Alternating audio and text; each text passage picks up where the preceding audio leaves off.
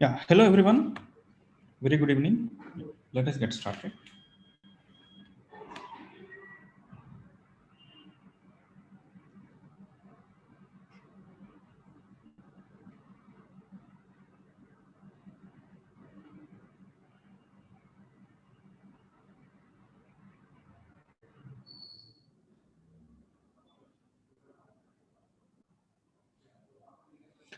Mukesh, can you stop sharing the screen?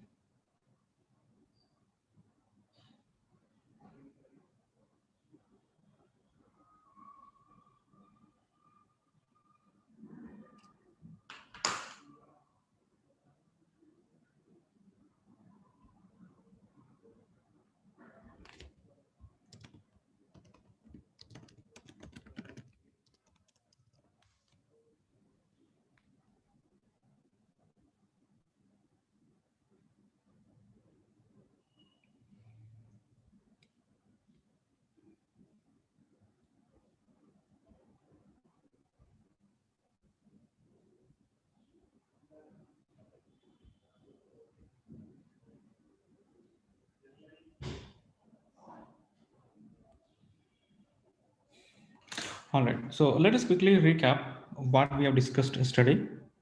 So yesterday we have started our discussion, the regression analysis, and before that we discussed about the scatter plot.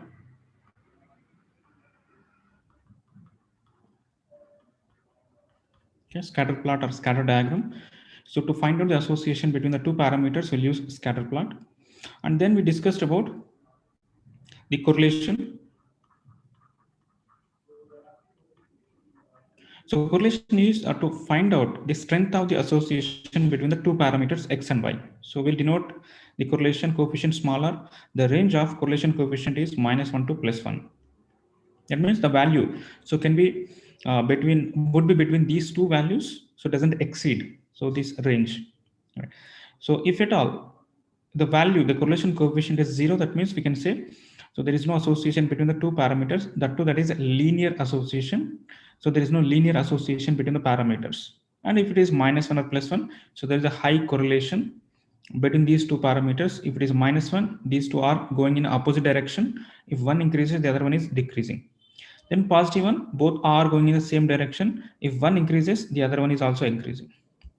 All right. So then based on these concepts, again, we went ahead and discussed about the regression concept. So we started yesterday the simple linear regression.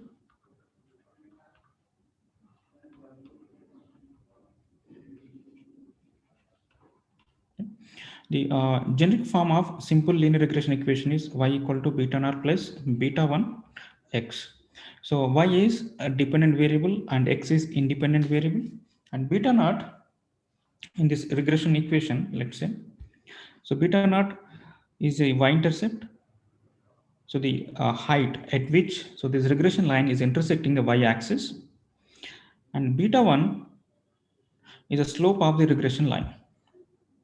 And for a given data set, we have to find out these regression lines, beta naught and beta 1, the best fit line. How do you find out the best fit line? Using the OLS method, ordinary least squares method. So that is nothing but finding out the error between the data points onto the regression line, and the best fit line would give us the minimum or the lowest error across all the data points. So that methodology is called as OLS. Right. Then we have discussed about a problem yesterday, that is newspapers data. The newspapers data is wherein we want to find out the Sunday magazines. So how many number of magazines we can sell, given that these many daily circulations we are doing as of today. Okay.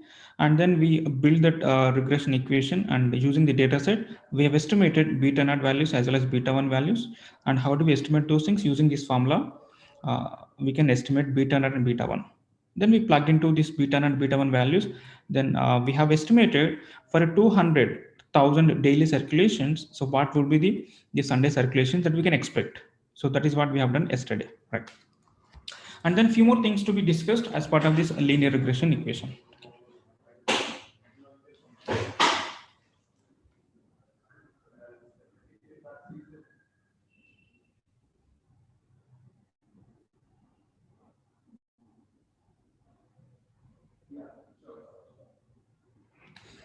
All right. So yesterday we have seen building the regression equation. See, let us say, for example, so we are building a software, okay, software code, software application. Okay. So without testing this application, so would you go for a productionization of this code? So would you be using this code without testing the application? No, right? So once you build the software, there are lot of steps, lot of testings would happen on this application. We will have unit testing, we'll have system testing, integration testing, the final production testing. Lot of tests will be there. Smoke testing, regression testing, all these things will be there to finalize, to find out whether this application is going to be working so as we expected.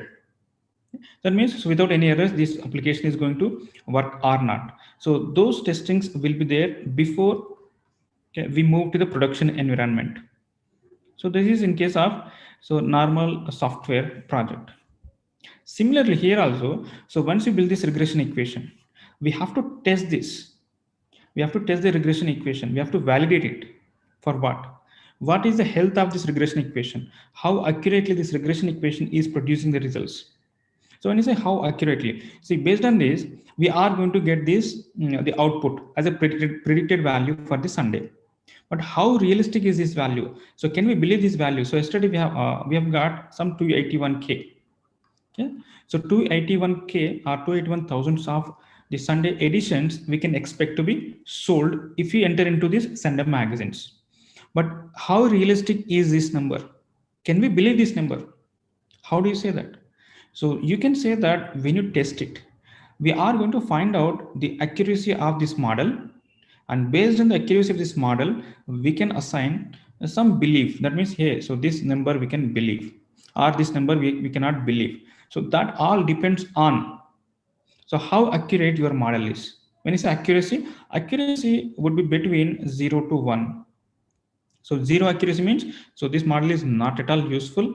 And if at all the accuracy of model is near to 1, then you can say that model is a very good model.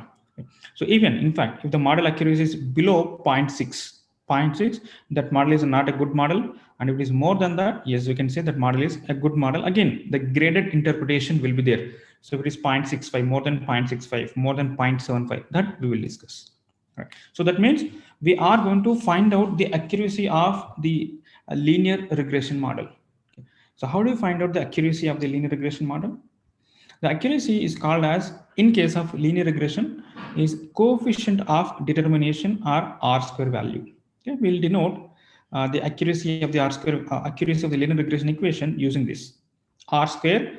This is called as coefficient of determination. So how do we compute this coefficient of determination? R square value will compute, so explained variation by total variation. Okay. So SSR by SST. So how do you compute this? What is SSR and what is SST? So as you see here, the R square value, so always would be between 0 to 1. Right. So we said that SSR by SST. Okay. So SSR is called as regression sum of squares. SST is called as total sum of squares. Right. Now let me give you the idea of what are these terms all about. So I have my X variable. So this you can think of the daily variable in the data set. Then Y variable, this is Sunday. Then we have built a regression equation, right? So that regression equation is Y hat is equal to beta naught plus beta 1 X. So that means, so this is the predicted value using the regression equation. That is Y hat. This is a predicted value using the regression equation. And this is a Sunday. Right.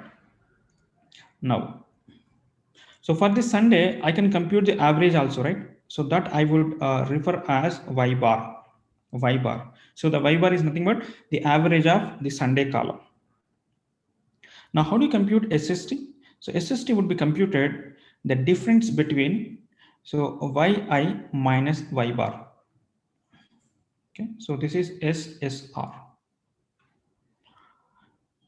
So how do you compute that is R? Let me put this, for example, yi minus Y bar. So let us say this yi is 200, okay, 250. Okay. So this 100 like that. The average, for example, let me take average as 100. Okay, so all the values.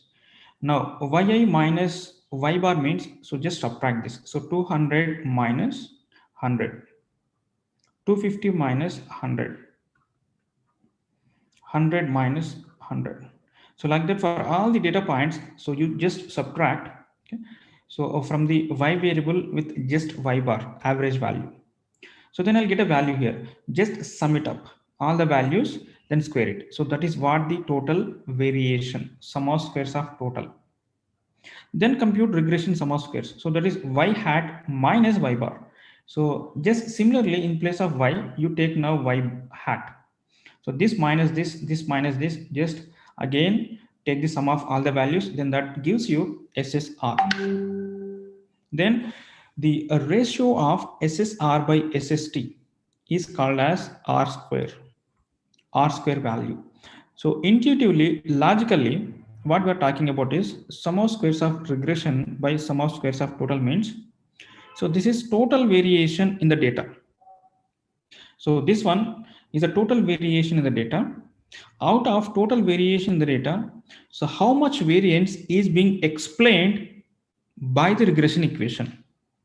Let us say out of 100% variation that I have, so when you build the regression equation, how much amount of this 100 variation is being explained by the regression equation? It is 80% is being explained. So that means the accuracy is 0.8.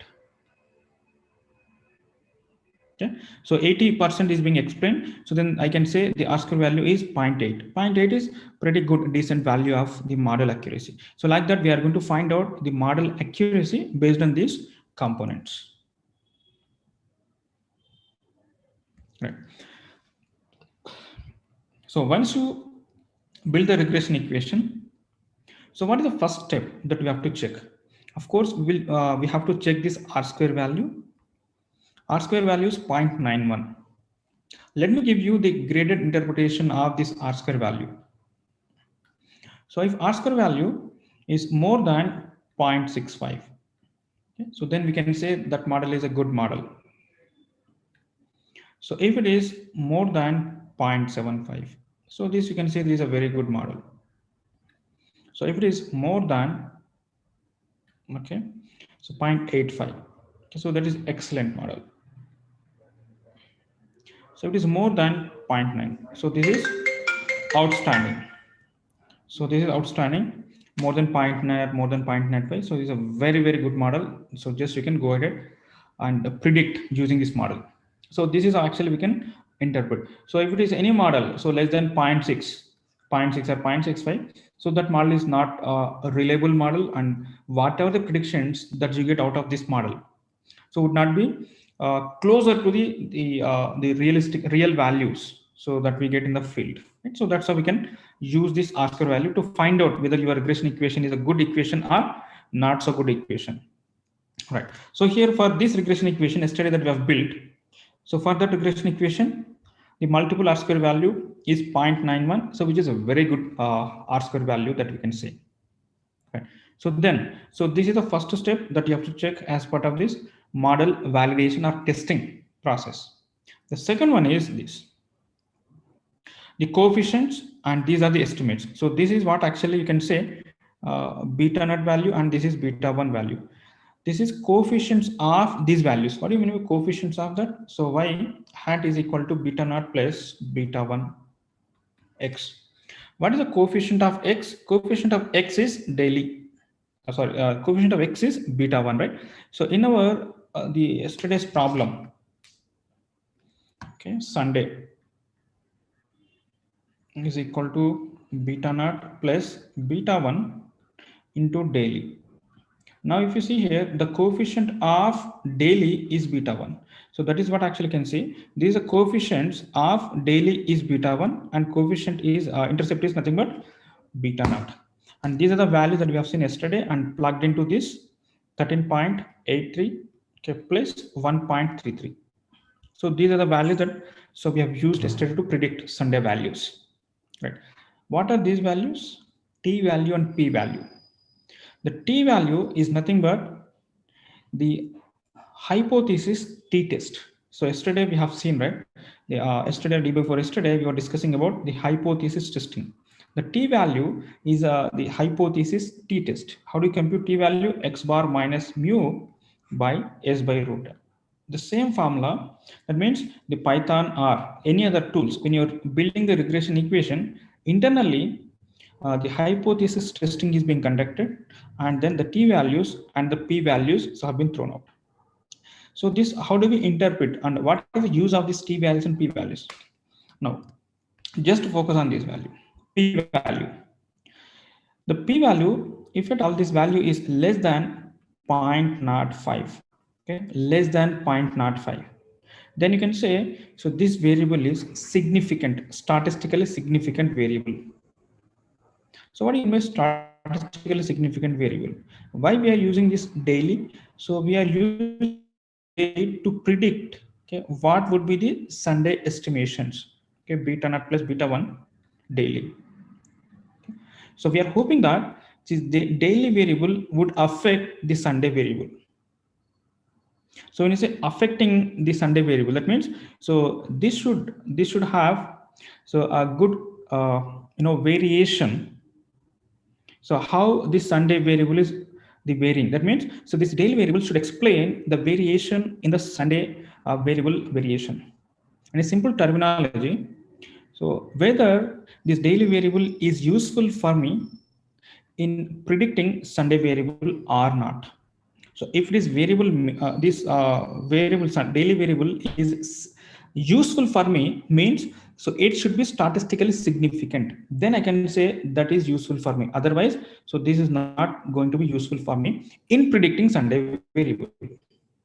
And how do we decide that whether this is going to be useful for me really or not? So based on this p value, we are going to decide. If this p value is less than 0.05, then we can say, hey, this daily variable is going to be useful for us. Otherwise, we'll say that, hey, this variable is not useful for us. Simply, so we'll discard that. Okay. So in this case, the p value is so 2e minus 16, right? So 2e minus 16 is the engineering notation of the decimal values. So this is equal to 2 into so 10 power minus 16. So this is almost 0. So that means so this value is even, so lesser than the 0.05. I can say that the daily variable is useful for me in predicting Sunday variable. All right. So if at all, if this value is more than 0.05, so then really we have to think whether we can include this daily variable in the regression equation or not, because this is not a statistically significant, and so I don't have to include this variable in the regression equation, because anyway this is not going to be useful for me. Okay, so this is not going to be useful for me. And why do we have to include that variable which is not going to be affected, which is not going to affect the y variable, right? So there is no point in retaining the variable in the regression equation which is not important to me, right? So that importance we can identify based on this p values. If p value is less than 0.05, then I can say that is an important variable. Otherwise, so that is not going to be important. So based on this, we can identify whether which variable is important, and whether the regression equation is also a good equation or not. Based on these values, we can identify. All right. Now let us see how do we generate these values, the p value, t value, and R square value in the Python.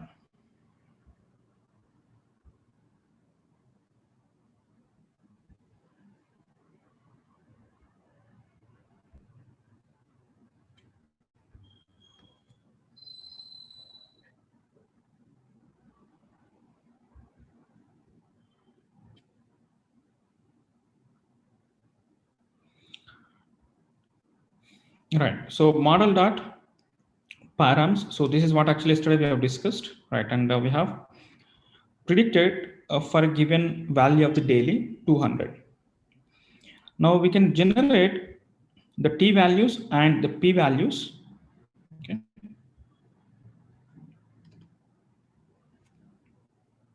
The first one is these are the t values 0.38, and for daily these 18.93. This is for daily, let's say for example. And this is my t distribution. So 18.93.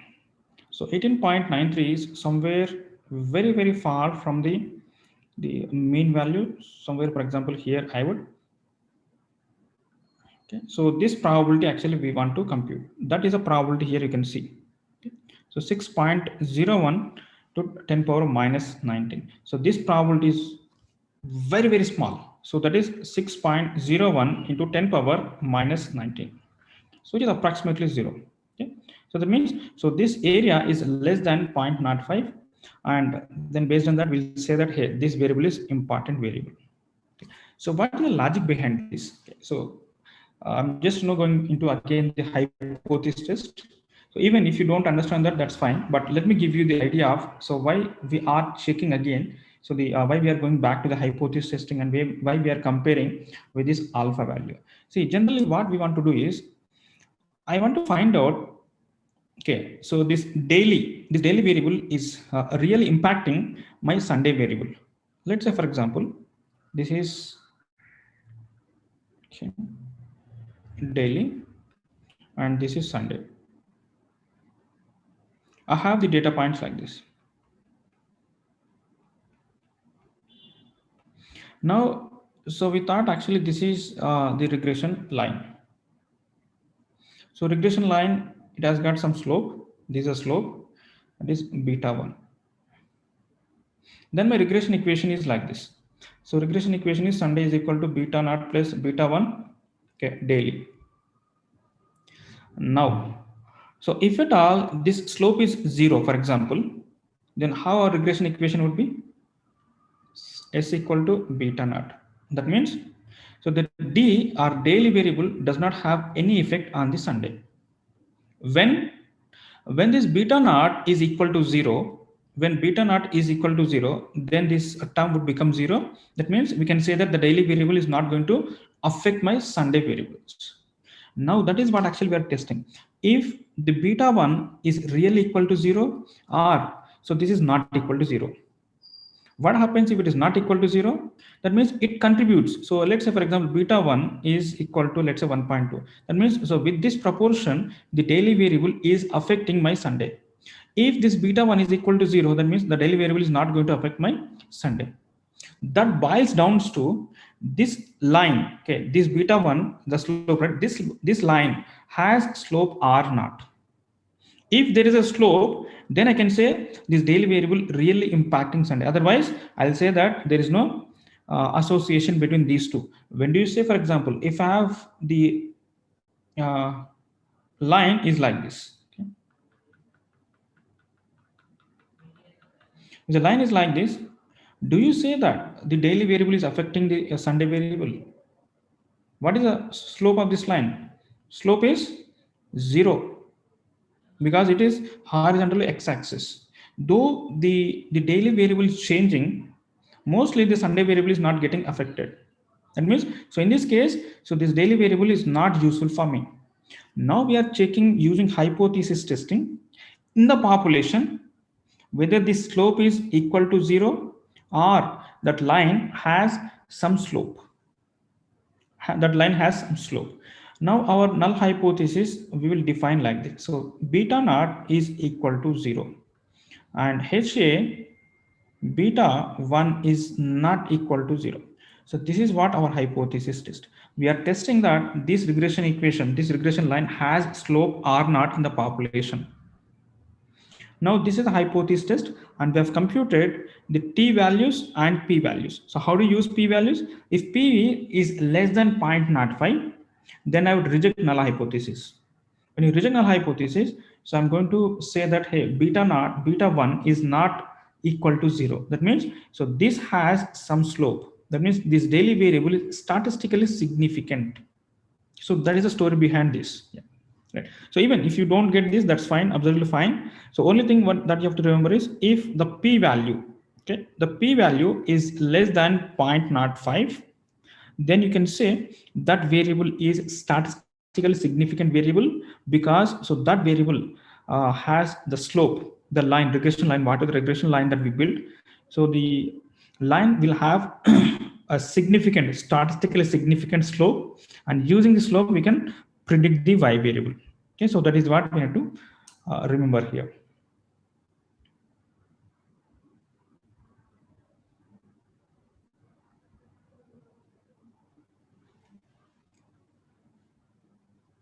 Right, so that is a standard value, p value, that we will consider. That is good value, yeah. And then r square value. So model dot r squared.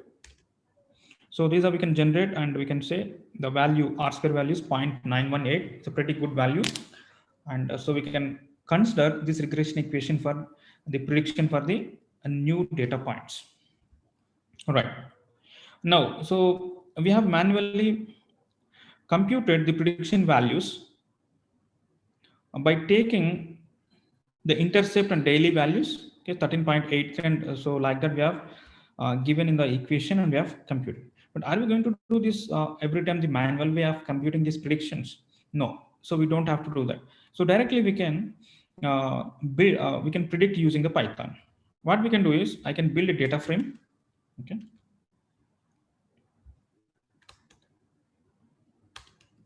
So I can build a data frame like this.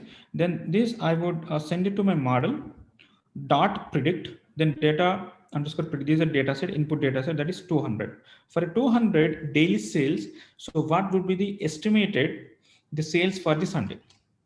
So that is 281, right? So 281, that is what actually we have seen yesterday. So here.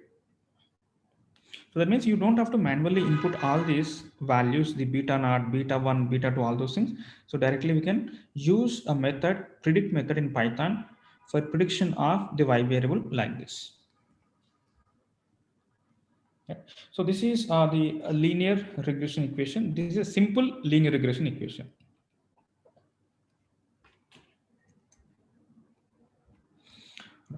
So now we are going to discuss about multiple linear regression equation. Okay, multiple linear regression equation. What is the difference between the simple linear regression equation and multiple linear regression equation? Whatever we discussed so far, using the data set, the business case, we had only two variables. One is daily, the other one is Sunday.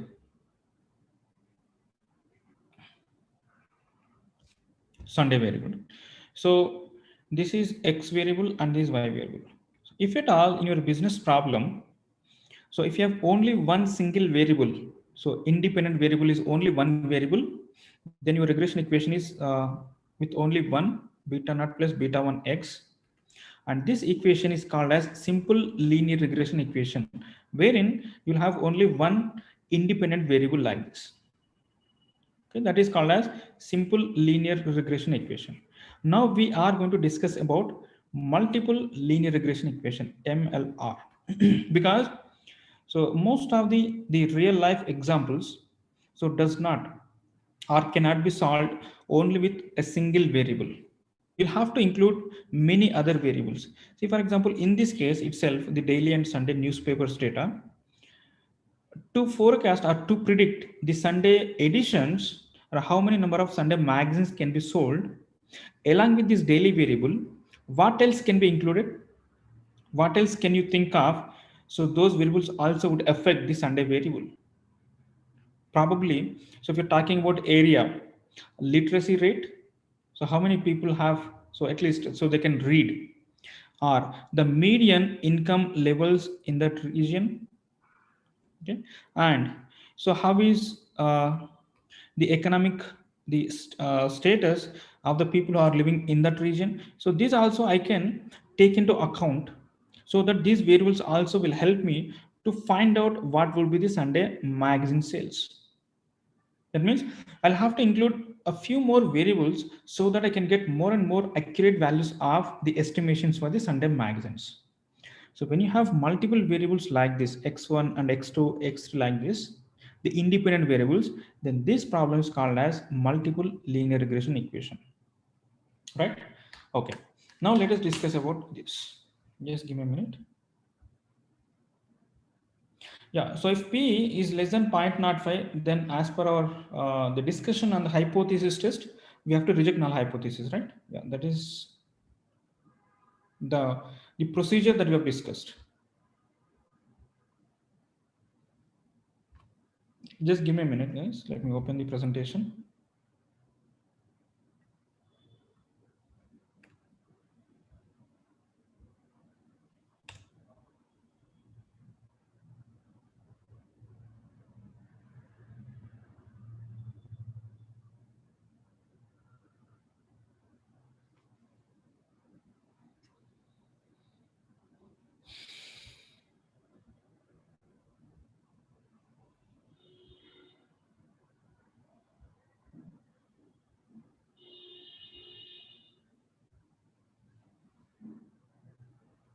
All right. So multiple linear regression equation. So why multiple linear regression equation? So as we discussed, the Sunday. whatever we discussed about the Sunday magazines sales. So do you think that this Sunday magazine sales would depends on only the daily sales? Okay. No, because there are many other factors that would influence the Sunday the magazine sales. As we discussed, of course, the price also. What is the price of the Sunday magazine? Also, um, so the competitors. So how many number of competitors are there? Okay, and as we discussed, the literacy rate and many other factors also would be involved. So how many number of the Sunday magazines can be sold? And when you include multiple variables like this, then this is called as multiple linear regression equation. Because if you use only one variable, so whatever the model that you're going to build may not be that much robust, that much accurate. In order to increase the accuracy of the model, in order to increase the robustness of the model, we would include many other variables like this. Okay. So what are the examples for this? Example is like this. See, for example, when you want to find out the appropriate price for a used car, a second hand car, for example, where you want to sell your car or where you want to buy a used car. So how do you find out the appropriate price? We have various websites. So wherein you will go there and you will give the car details to the website. Then the website would throws what is the appropriate price for that given car. So now let us find out this.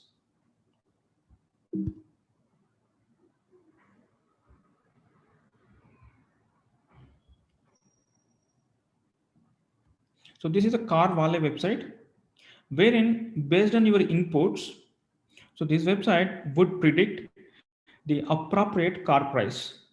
Okay.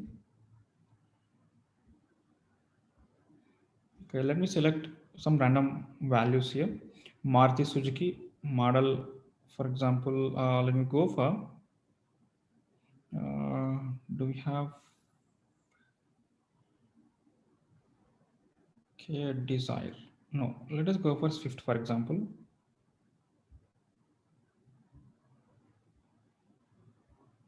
City, Bangalore, first owner, kilometers. So 1 lakh kilometers. So let us say what would be the appropriate price for this model. So for this diesel 2019 Bangalore, okay, the fair car condition. So this is the price. Good car condition. This is the price. Okay? So on what basis actually this website has evaluated? So that means, so this website has collected the data from the field from various owners. So their car, so first car. So what are the details of this car? Like the make, okay, year, okay, and the number of kilometers and various other factors. So this car, so for what price that owner has sold or bought, the price. So like that, the website has collected the details like this. Now this data is a historical data. Recall, so yesterday we discussed about the salary versus experience. Based on experience, we want to predict the salary. Then we have collected the data from the industry, and based on that we built a regression equation, then have predicted using this regression equation. Similarly here also, so this is the past historical data. Using this, we would build the regression equation like price is y variable. This is what actually I want to predict, y, and these variables are the x variables. The make, year, based on year we can find out the age of the car, kilometers and all those things. So price is equal to beta naught, okay, plus beta 1 into make, plus beta 2 into year, okay, plus, okay, beta 3 into kilometers, so and so. So how many number of variables are there in the data set? Those many number of coefficients we'll have here. And this is our regression equation. Now when we have entered the details, okay, for our car, the Maruti Suzuki, so that means, so the price is equal to, so beta naught plus beta 1, the Maruti Suzuki, okay, or let us go for Swift here, plus beta 2. The year is 2019. That means from there, so we would find out the age. So age is 2 years. Okay, plus beta 3 kilometers. Kilometers 1000, 100,000 kilometers. So like that, we'll have all these things. Now, once you have this equation, what we have to do? We have to find out this beta naught, beta 1, beta 2, beta 3. From where do we find out this? Your data set using OLS, ordinary least squares method. Find out, so this beta naught, beta 1, beta 2. Then once you have got it, just simply so plug those values into this equation, and whatever we have done so far in the linear regression equation, just compute all these things, you will get the price. So that's how we have got this price. So that is applications of the multiple linear regression equation. And also yesterday also we have seen the salary, the expectations based on the various parameters. So from the stock overflow, so we have estimated that. So that also based on the multiple linear regression equation. And this one might be, okay, might be multiple linear regression equation or some other machine learning algorithms, but the application is same.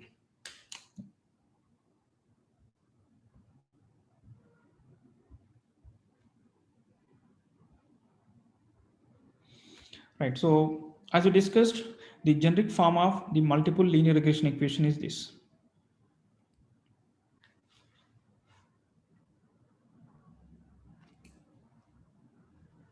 So y is equal to beta naught plus beta 1 x1, beta 2 x2, so and so beta k xk. Meaning, so for each of the variable that we have in the data set, we'll have so one term in the multiple linear regression equation. So how many number of variables we have, those many number of terms will be there in the regression equation. Okay. And so before building the linear regression equation, so we have to have some assumptions. So these assumptions about the parameters, about the data set, about the errors. The first assumption is linearity. So linear in the parameters. So what are the parameters that we are here? So these parameters should be in linear, should not be any exponential. Let's say for example, e power beta 2, k beta 1, e power k beta k. So these are non-linear parameters. So we should not have these kind of the values. Okay, we shouldn't have these kind of parameters. So we should have linear parameters in the regression equation. So that is the linearity. Then assumptions about the errors. So once you build the regression equation, I can compute the errors, right? So as we discussed, errors, how do you compute? So yi minus y hat, right? So this is error. Now we are going to validate the errors that we are going to generate from the regression equation. So those errors should follow, okay, should follow certain assumptions like this. IID, the errors should be so independently and identically distributed. They should have zero mean, constant variance, homoscedasticity. We'll discuss each of these, the assumptions. Okay? And then assumptions about the predictors and about the observations. Out of all these things, the most important assumptions are about the errors. So these errors are most important, the assumptions, and we are going to validate. Once you build the regression equation, we are going to validate so these assumptions, whether still we are holding these assumptions good or validated, or any violations of these errors. Okay, once you build the regression equation. Okay. Right. So we are going to understand this multiple linear regression equation using a data set, a business case, that is a cars data set. So this cars data set has 5 variables: volume, HP, MPG, SP, and the WT. What are these? Volume is cubic feet of cab space. So car, okay. So this how much cubic no space, cab space. So that is the volume, and HP. So engine horsepower. So MPG, average miles per gallon. So what is the mileage? And SP is top speed. So miles per hour. And then weight is weight of the vehicle. So how much the weight? That is hundreds of pounds. Now what is the objective here is we want to model. That means we want to build a multiple linear regression equation that predicts the mileage or the average miles per gallon given the other variables. My regression equation would be like this. So mpg, okay, mpg is equal to beta naught plus beta 1 into volume plus beta 2 into hp plus beta 3 into sp plus beta 4 into wt. So this is my regression equation. So this is my regression equation. Now what I want to do is, let's say I have this car. I want to find out this car's miles per gallon, okay, mpg, okay, miles per gallon. Now for this car, I can get to know that volume, right? So volume of this car, okay, and so I can find out the horsepower for this car, the top speed for this car, as well as weight for this car. Those values just I'll plug in from this car, okay. Now, so in order to find out what would be the average miles per gallon for this, what else do I need? I need to find out beta naught, beta 1, beta 2, beta 3, and beta 4. So these values I can find out the data that we have collected from the field. So we can estimate beta, these betas, then plug in those betas, then I can compute MPG. So that is what actually we are going to see here. Okay, let me show you the data set. Yes, so just to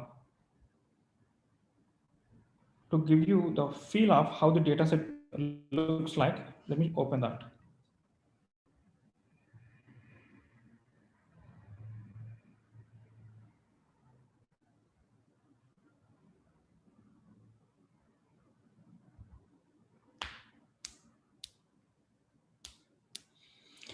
Right, so this is the data set here, wherein we have total 5 columns. So HP, MPG, volume, SP, and weight. And each row indicates one car. So this row,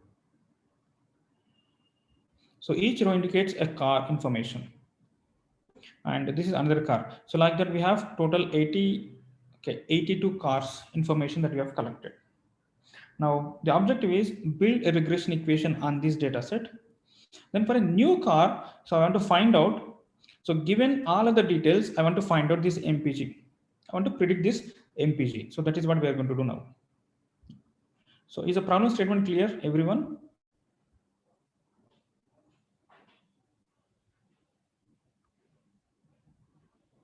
Yeah, is it clear? So everyone please respond.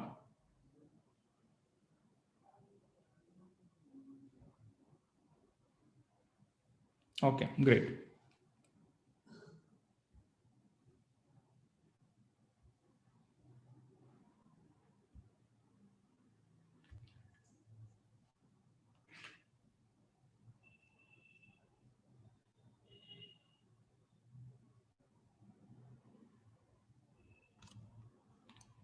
Right. So let me give you a flow of uh, the multiple linear regression equation.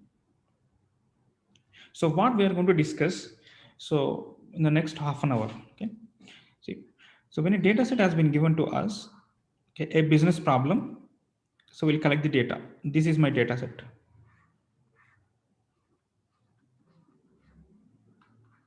You can assume this is the cars data set that we have collected. The next step would be, once you collect the data, go for EDA, okay, exploratory data analysis. So by going for the scatter plots, identifying the correlation, or histograms, bar charts, whatever we've discussed as part of descriptive statistics that we have to perform on this data set. So once that is done, okay, we'll go for model building.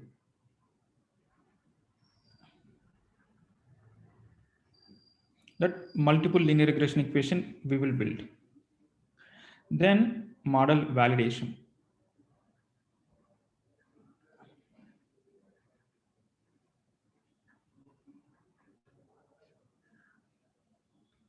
So then we'll go for model deletion diagnostics. So deletion diagnostics.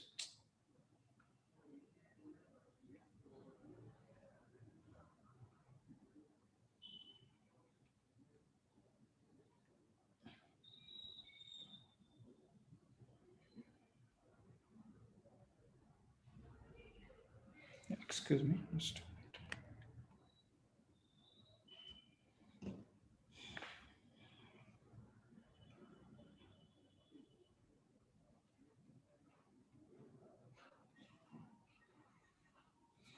Right. So as part of this model deletion diagnostics, we are going to identify.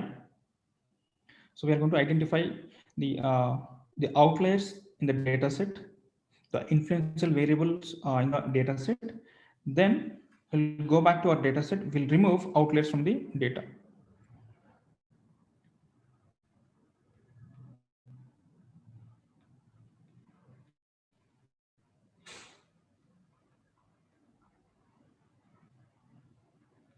Okay.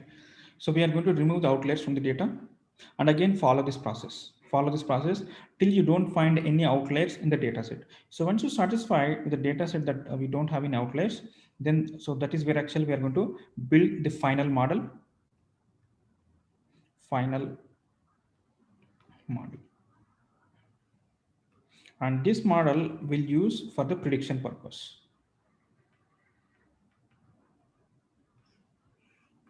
Prediction. So that means, so these are the various phases that we have to perform. So while building the model, now where we are, just we have got the data. Then the next step is EDA. Then we'll go for model building. Okay. So then we'll go for model validation. Then this step. So again, we'll go back to the data set, remove and follow all these steps. So then finally model prediction. Right? So one by one, we are going to perform all these steps.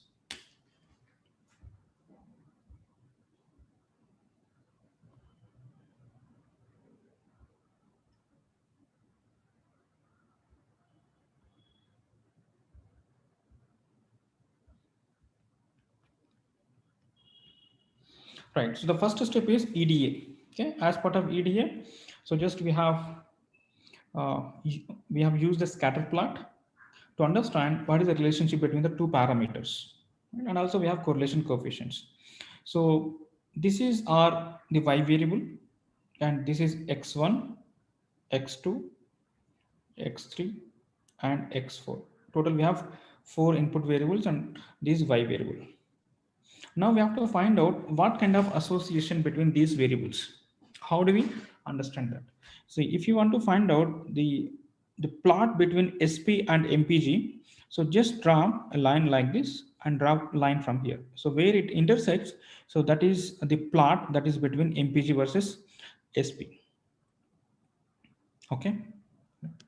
Now, so what kind of association is there between HP and MPG? This is the plot. Is it a positive or negative? Yeah, you can post your response in the chat window.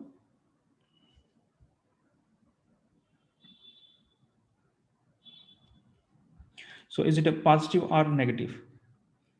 So this simple scatter plot, guys. Yes. So this is a negative. As one variable increases, the other variable is decreasing. Right. So this is a negative association. And then, so what's the association? So between MPG versus volume. So this plot, this also negative because it is going down. And MPG versus SP, this also negative, it is also going down. MPG versus weight, this also going down. All right, because why we are checking with MPG? Because MPG, so this is what actually our y variable, important variable. So we want to see how this MPG is related with other variables. Okay, how MPG is being affected by all other variables. That means all other variables are negatively impacting MPG. That means if HP increases, the MPG is going to be down. Volume increases, volume of a car increases. Just think from the domain perspective, guys. So just you think, you are the design engineer or the mechanical engineer. So how MPG would affect the average miles per gallon would affect. If the volume of a car increases, definitely the MPG miles per gallon would be decreased. If the top speed, high-end cars, if you talk about the top speed, high-end cars, definitely the MPG would be low only. And the high horsepower, again the top cars, the high-end cars, okay, the sports cars you can think of. For those cars, the MPG again would be low only. Okay? So you have to validate from the domain perspective as well, not only the data perspective. You have to think whether so this understanding is similar the domain understanding as well. So if you show this, for example, MPG versus volume, if you show this to the mechanical engineers or the design engineers, so they should agree. Hey, so generally, from the general perspective, also the MPG would tend to go down as the volume of a car increases, or the top speed increases, or the weight of the car increases. So that should go down. That means all the variables are negatively impacting your MPG. So that is very, very important. First point that you have to understand what variables, what parameters are negatively impacting the y variable and what parameters are positively impacting the y variable. That you have to identify. That is the first step.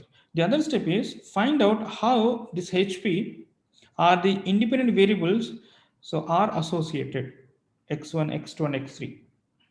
How all other variables are associated, whether so they have positive association or negative association, that we have to find out.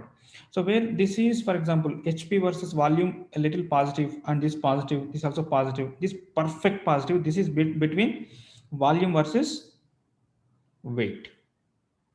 Okay, so these are perfect positive association between these two variables. Yes, so this also we have to understand. Yes.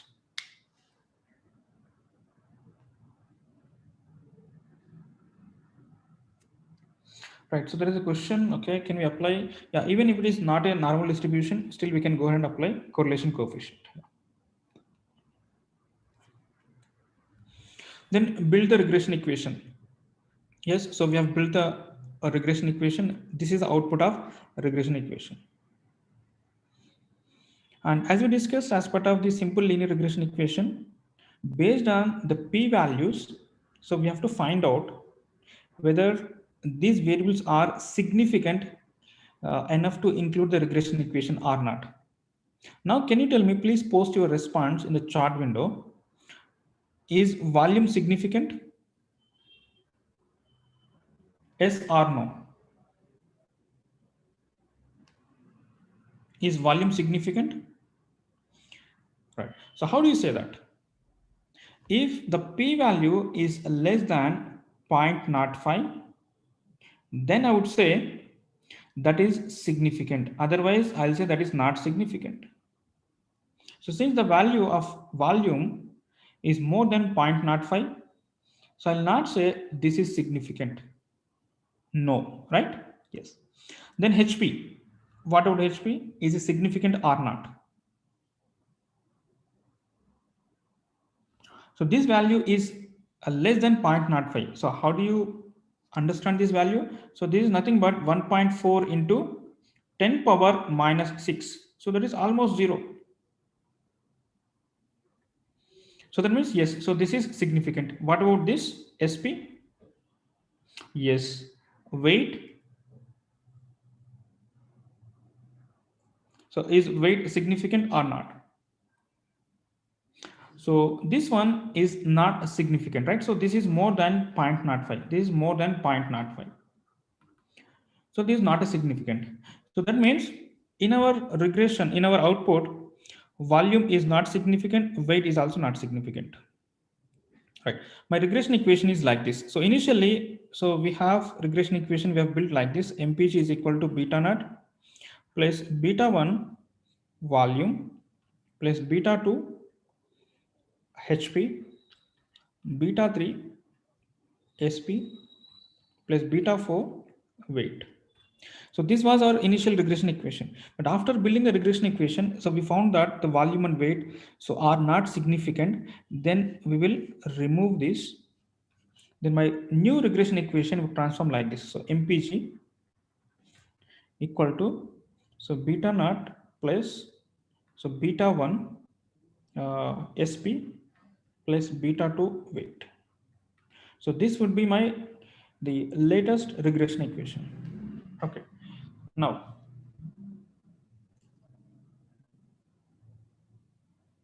yeah. So what about this R square value? Yeah, we'll come to that point again. So how much is R square value? R square value is 0.77. Okay, so that is 7.77 means okay kind of thing. So this is a good model fine, we can use for the prediction of MPG.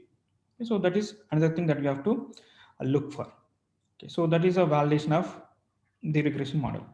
Now, coming to the main point, so we are saying that in determining the MPG, the miles per gallon, okay, miles per gallon, the volume of car and the weight of a car does not or do not play any role. So that is what we are saying here. So when you say the volume is not significant means, so in determining MPG, okay, the volume is not going to play any role. Even weight also is not going to play any role. That means while designing your car, you can have how big your car is, the volume, or how much weight that you want to put. You put how much weight you want to put. Still, your MPG does not affect. But is this correct? Is this premise correct? If you say this story to a domain engineer, a mechanical engineer, would they buy this story? No, because this is a general knowledge, right? A common sense. Anyone knows that if you increase the weight of a car or volume of a car, MPG definitely would be affected. But that is also we can evident. So that it is also evident that if you see here, this scatter plot, how weight is affecting MPG, a negative. How volume is affecting negatively. That means if you increase this and if you increase this, the MPG is going down. That is what actually we can see here. But here regression equation says that, hey, no. So this volume and weight does not affect or do not affect anything this MPG. That means, so the regression equation that we have built is wrong. Something is there to probe further in this. That means, see, once you build the regression equation is not end of the job.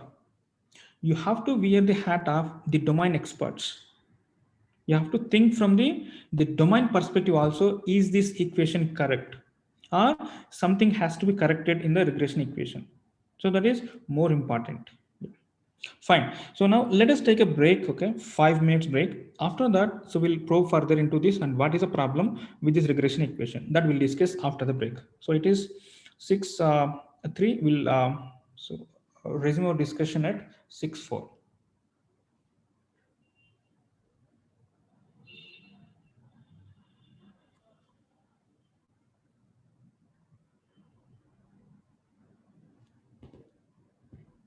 Yeah, so we'll resume discussion at 6:09. Yeah.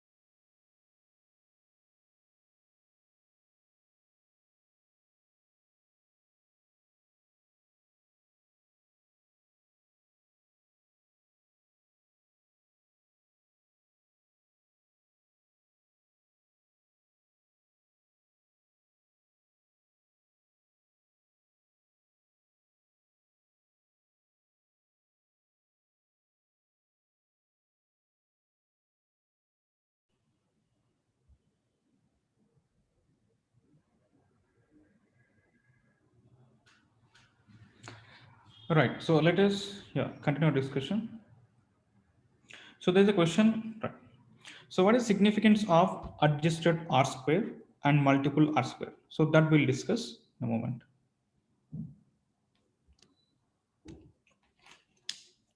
So before the break, we were discussing about so why volume and weight so became insignificant in the regression equation. Okay.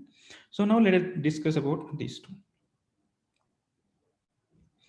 See, to identify so why so they have become the insignificant. Okay. So because we have seen there is a good the association between the volume and the MPG as well as weight versus MPG. So which is a Y variable, right? So now let us do a series of experiments on this data. First, let us build a simple linear regression equation. So using MPG on volume alone. Okay. So I've taken just a volume column, this data, and build a simple linear regression equation like MPG is equal to beta naught plus beta 1 volume. So this is my regression equation. So this is the output of regression equation. Now here, so if you see the p value is significant, less than 0.05. That means if you use the single the volume, then it became highly significant, less than 0.05. This is almost zero. That is first experiment. The second experiment, so again let us build a regression equation so on weight. Okay, beta 1 weight. So here also the weight, the p value is a highly significant, less than 0.05. That means when you build these two, volume and weight, okay, separately on MPG, then these are become significant. Now let us do one thing. Let us combine volume and weight. So let us build a multiple linear regression equation on them. Okay, volume and weight. So this regression equation is MPG is equal to, okay, beta naught plus beta 1 volume plus beta 2 weight. So this is my regression equation now. So when I build that, now you see here, this is not a significant and this also not a significant. That means when I build the regression equations individually, MPG and volume and weight, they became significant, uh, the variables. But when I combine them, then they became insignificant, right? So that means something is going between these two variables. Let us go back to the So let us go back to the scatter plot. Let us find out what is the correlation between the volume and weight. The volume and weight. What is the correlation? Perfect one. How is association? A perfect association. Perfect positive linear association. So there is a problem between this volume and weight. What is the problem called? The problem is called collinearity. What is this collinearity? So if you have highly correlated independent variables xi and xj, okay, so highly correlated xi and xj, any independent variables, so these variables would create a problem in the regression equation. So that problem name is called as collinearity or multi-collinearity. So what this multi-collinearity means, any regression equation that is under this multi-collinearity problem, the variables that supposed to be significant would become insignificant. That means the volume, we thought volume and weight should be significant. Okay, supposed to be significant because so as we know that weight and volume should increases, the MPG would go down. But because of this multi-collinearity, these two variables became insignificant. Right? So that problem is multi-collinearity. Then how do we detect this multi-collinearity problem? So in this case, we have done series of experiments, like we have built multiple regression equations. Then we found it that this because of this problem, these two variables became insignificant. But directly, do we have any methods to find out this multi-collinearity? So we can find out using two ways. One is correlation matrix. So if you see between any two variables highly correlated, positive or negative, so this almost one, right? So then you can suspect that the volume and weight, these two variables would create the problem of multi-collinearity in the regression equation. And here we have HP and SP. These also almost one. So this also might create the multi-collinearity problem. All right. Now, so this is one way to suspect. Okay, this is not the for sure we cannot say using correlation matrix there is a problem of multi-collinearity, but this is you can use this is to suspect whether that variables are going to create the problem in the regression equation. Okay, so that is the first method. The second method to say whether we have the problem of multi-collinearity is VIF, variance inflation factor. So how do you compute VIF? So VIF will compute using this formula. Okay. And when you compute this, I would get a score for each of the variable that is independent variable like this. Then if this score is more than 20, then we would say that those variables are involved in the multi-collinearity problem. So in this case, volume and weight, these two variables have the values more than 20, more than 20.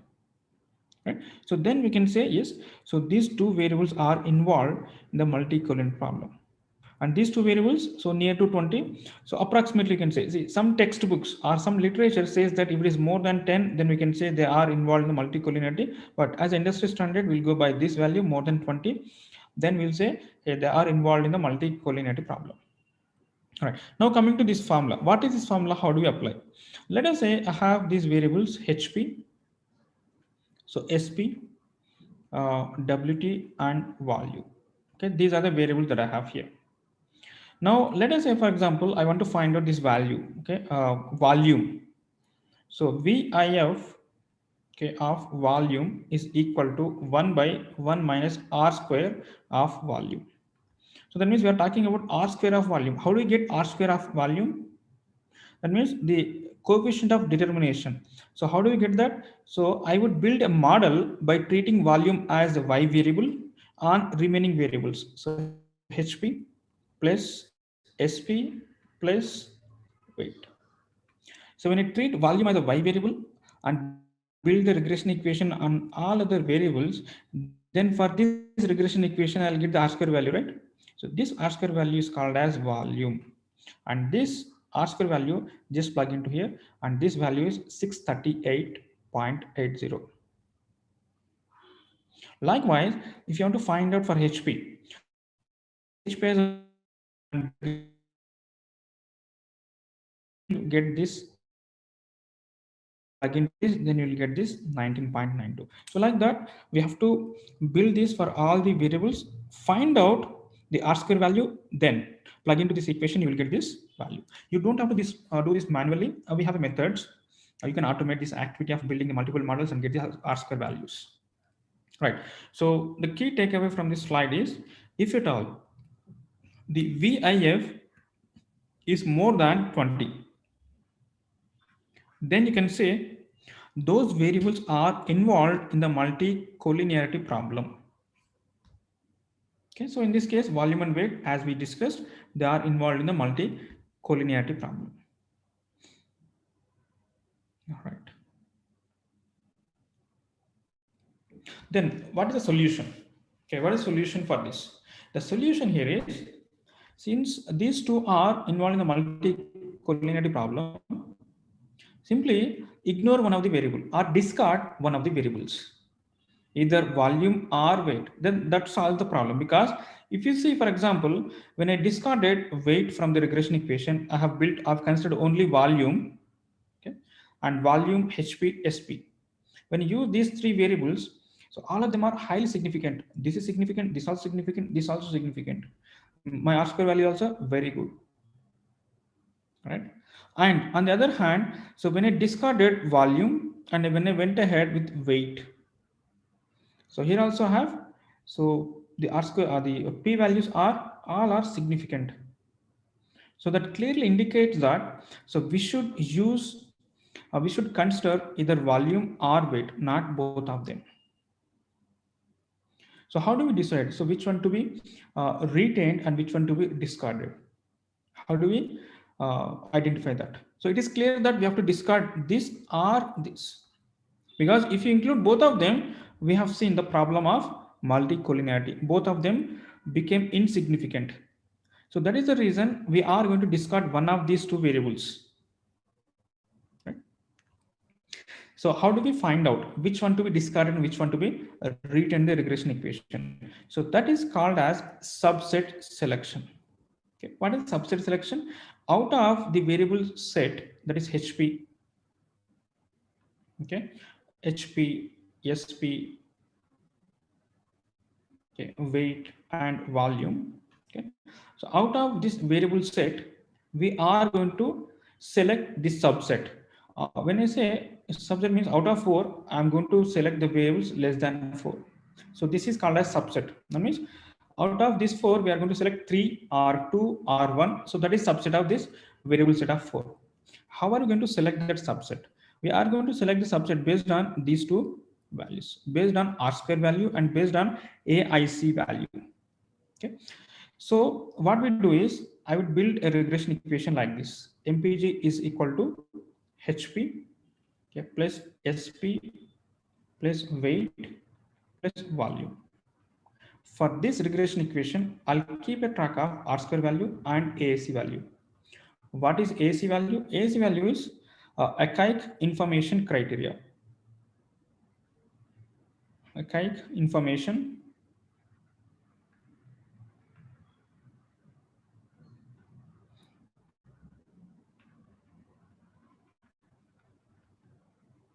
So in short, this is called as AAC, and these are will compute AAC value. For a good regression equation, so R square value should be high, AAC value should be low. Then, so that regression equation is a good regression equation. Now, so this is the first equation we'll build. The second equation, so MPG, so discard volume. So HP plus SP plus weight. So the second equation will build, and again get this R square value and AC value for this regression equation. Then third one, so MPG to HP plus SP plus volume. So the other one, other combination, again keep track of. So like that, so just build the regression equation with all the combinations, various combinations, and keep track of all the R square value and AC values. For which combination the R square value is high, the AC value is low, then that combination is a best combination, and that combination does not have the problem of multicollinearity. Yeah, so that's what. So we can identify the best subset based on the multiple the regression equations and by checking these values.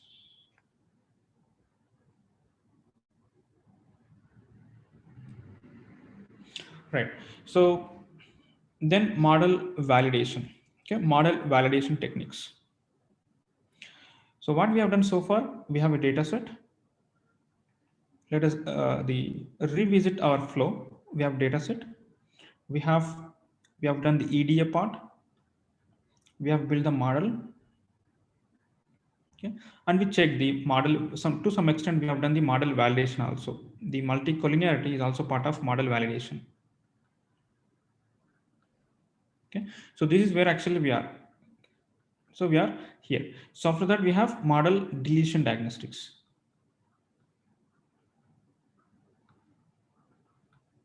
So once we complete this, then we'll move to this part. Right. As part of model validation, we have checked the multicollinearity, the problem we have checked, and we also discussed about how to solve that problem by implementing subset selection by taking care of R square values and AAC values. So these two values will take into account to find out the best subset value that eliminates the multicollinearity problem in the model.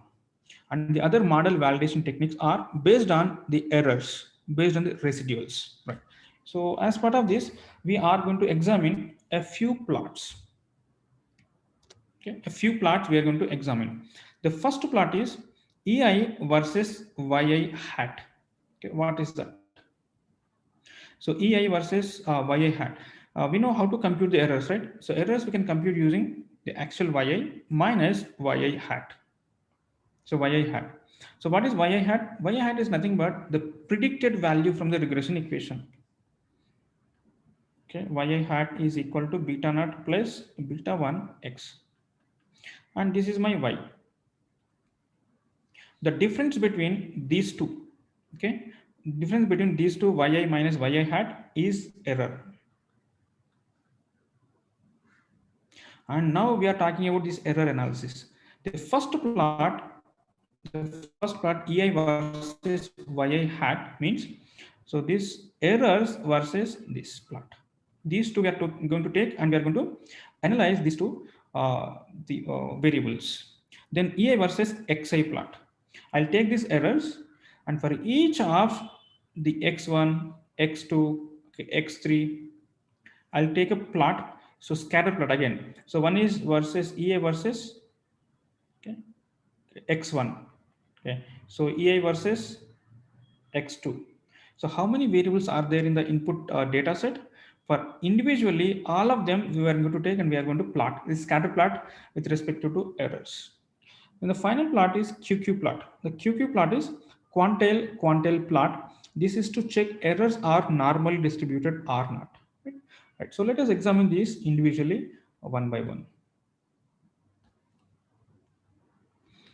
The first one, residual plots, fitted versus residuals. What is a fitted? Fitted is nothing but yi hat.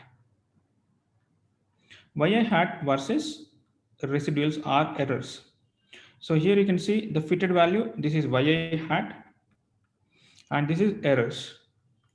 So you should get the idea of, so what is this yi hat? These are predicted values, guys. Okay, predicted using regression equation that we have built.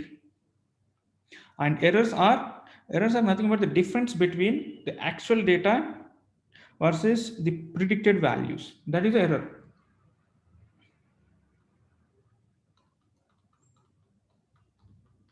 So this is my regression equation. So the difference between this regression line versus the data point. So here, so this one is called as error, and this one is called as error. Okay, the differences. So that is what we are talking about this. So this, how do you compute? So that is nothing but yi minus yi hat. That means the line is nothing but the regression equation, and this actual data point. So this actual data point and the regression equation, the difference between these two is called as error. And we are plotting this versus this. Okay, so this is a plot here. And what to look for, how do we interpret this plot? This plot will interpret using any patterns are there in the data set or in the plot. What do you mean by patterns? The patterns are, let us say for example,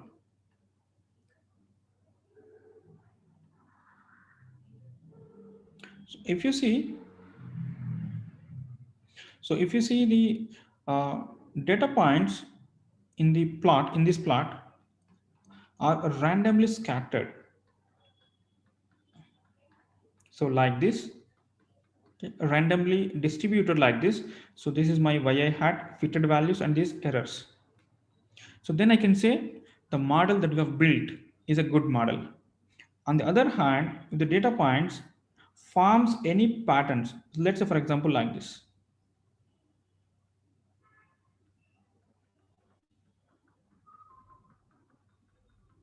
The data points forms a pattern like this. So yi hat, okay, ei. What is this pattern? So these error y-axis errors are reducing. Okay, then after some point of time, so here then again errors are increasing with respect to yi hat. So that means the errors are not constant. So reducing again increasing. This is a pattern. Or if you see in the plot, some data points are very closely put together like this. So this is a cluster.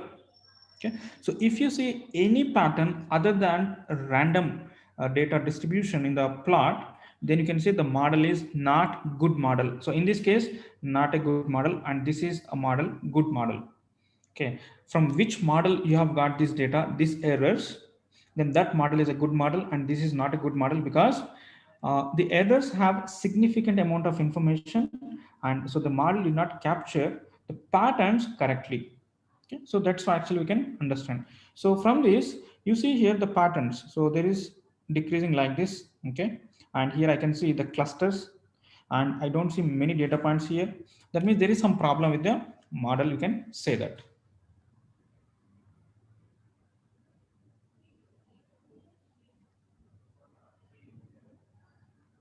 Right.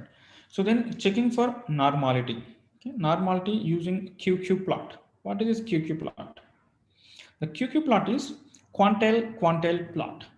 The QQ plot is to check whether the errors are following normal distribution or not, or standard normal distribution.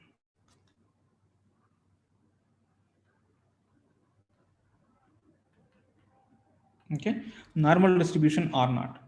So how do you say that? How do you interpret this plot? So using this solid red line, this solid red line so indicates that if at all the data points, so the data points falls on this solid red line, then we can say errors are following normal distribution. So on y-axis we have studentized residuals. That means the standardized residuals that we have. These bubbles, right, these circles are nothing but the residuals, okay, with respect to the t quantiles. So if at all, at least if the data points are within these dotted lines, then you can say, so approximately 95%, okay, with the confidence level, the errors are following normal distribution. What are these lines? These are the confidence levels that we have discussed. You can say that at least the 95% confidence level, the errors are following normal distribution. And you see here, there are certain violations. These are data point is very far, so from that normal assumption. And here you can see a few data points, so that violated. And here also we can see a few data points which are violating the normality assumption. Okay. Now, so we can make a note of these data points, because so we have to treat the data set. So with this violation of the normality, we cannot go ahead and finalize the model. Okay? So this have to be treated appropriately. Then only we are going to get a very robust and good model. So we can make a note of these data points, and we can see how best we can treat the data set. And we can think of these as outliers in the data set. Right.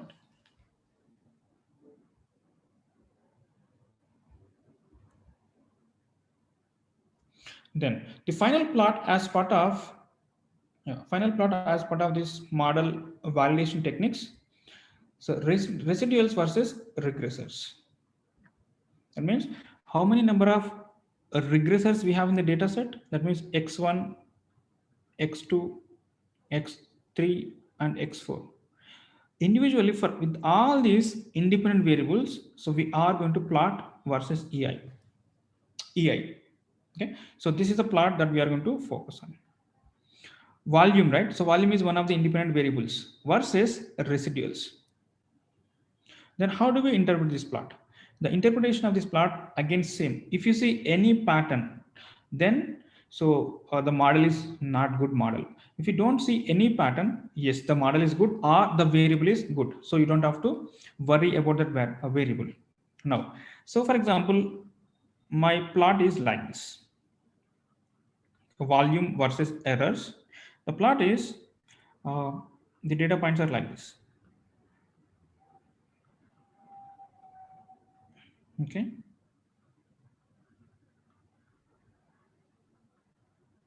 So like this. So this is the 0th error. Okay. Now this is my volume. On x-axis we have volume. So volume, let's say 60. Okay, this is 80. Okay, this is 100, and this is 120 and 140. So if you see this, there is a clear-cut pattern. So here we have a cluster, and this is another cluster. Cluster is nothing but the data points just segregated, put together, right? So here we have the circle of data points, and here also a closed circle of data points. Now, if you observe this volume, so as long as this volume is less than 100, the error is this much. Error is high. This is 0. Let's say this 5, and this 10. Okay, this is -5 like this. So as long as this volume of a car is less than 80 or less than 100, then the errors are like this. And if the volume of car is more than 100, then the error is negative. This is a pattern, right? This is a pattern, and this kind of pattern should not exist when you go for this kind of plot. So if you see this kind of patterns, then the volume has to be treated appropriately. This variable has to be treated separately. And in this case, yes, of course, we can see this is a empty. We don't have any errors in this case. Any data points, first of all, not errors. And so mostly the data points are above 0 and below 0 are equal, and I don't see any pattern here, except, so as I increase, okay, number of the volume, so the errors, the variance is reducing. It could be because of the less number of data points at higher end. Okay. So except that, so I don't see any problem with this volume. So likewise, so we have to find out the problems with all the variables. So we have tested for volume, and we have to do for HP, SP, and weight. So individually we have to plot it and identify any problems are there. After confirming we don't have any problems, then we can go for the next phase of the model validation techniques, right?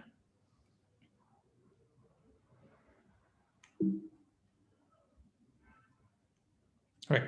So so far what we have done, let us comprehend. I have the data set. So we understood the data set using this EDA technique. As part of that, we have done scatter plot, and we have uh, applied correlation. Then we build the model. This model is multiple linear regression equation. Okay, so then we we discussed about model validation techniques. As part of that, so we have discussed about collinearity.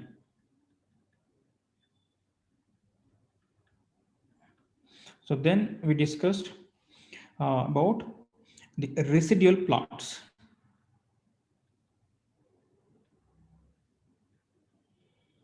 So what are those plots? The first plot we discussed about error versus predicted value. So that is nothing but EI versus YAI. So that is the first plot. The second plot we discussed about QQ plot.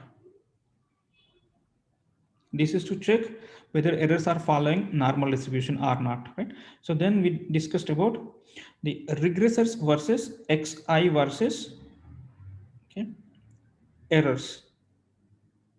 That means individual plots, the independent variables versus the errors we have checked. In all of these plots, so this plot as well as this plot, we should not see any patterns in the diagram. So if you see any pattern, yes, so we have to treat the data appropriately. And the QQ plot is to check whether the errors are following normal distribution or not. So if at all the normality is violated by any of the data points, yes, those you can treat as outliers and make a note of that. And as part of this, we are going to remove them, right? Okay. Right. So we'll stop here for today because this takes yeah, a little more time than whatever we have. Okay. Right. So tomorrow, what we discuss is the next phase. Next one is the model deletion diagnostics. Right. Deletion diagnostics. Then we'll finalize the model and we'll identify what are the data points to be removed as part of that. Then we'll get to know the final model after deletion diagnostics. So that is what actually we're going to do tomorrow.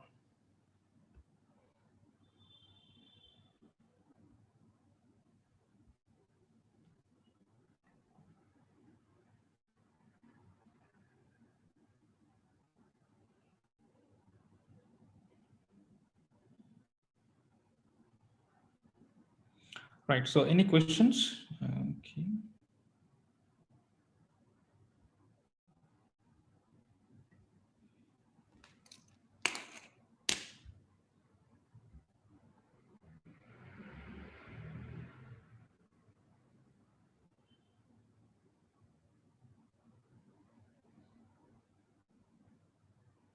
Yeah. So any questions, any clarifications required? So any notes? Yeah. Um, See the material, the codes as well as the data sets.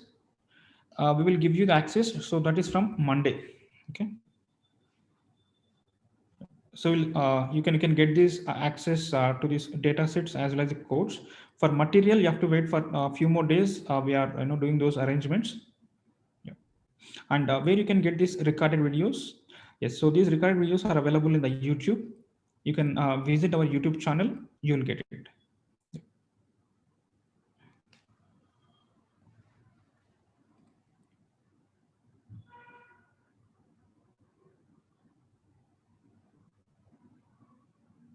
Yes, you will get all the data sets as well as the codes from the day one. So you would get the access to these things.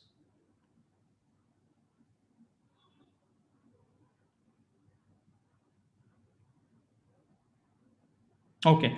Okay. All right then. So we'll wind up the session for today, and tomorrow we'll see the next activity for this MLR.